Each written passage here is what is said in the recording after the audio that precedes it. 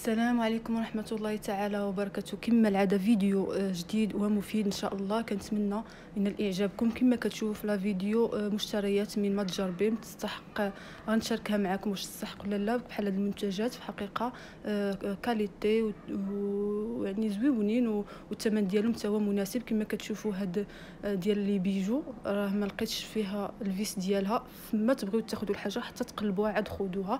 بالنسبه للثمن ديالها غادي يكون في الصوره ان شاء الله.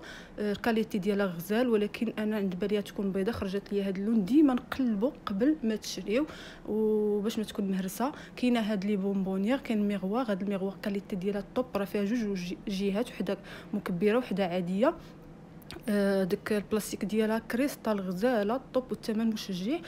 كذلك هاد الفراقه فيها ثلاثه، عندي جوج وحده عامره. راه المهم ما بقاش فيها بزاف على ما بغيتش نصورها لكم، بغيت نصورها لكم هكا نقيه حيت فيها تفرتيت. هذه فيها يعني دير فيها اي حاجه، الزيتون، الزيت، العسل، يعني الزبده، لي بونبونيير، فواكه جافه، مملحات.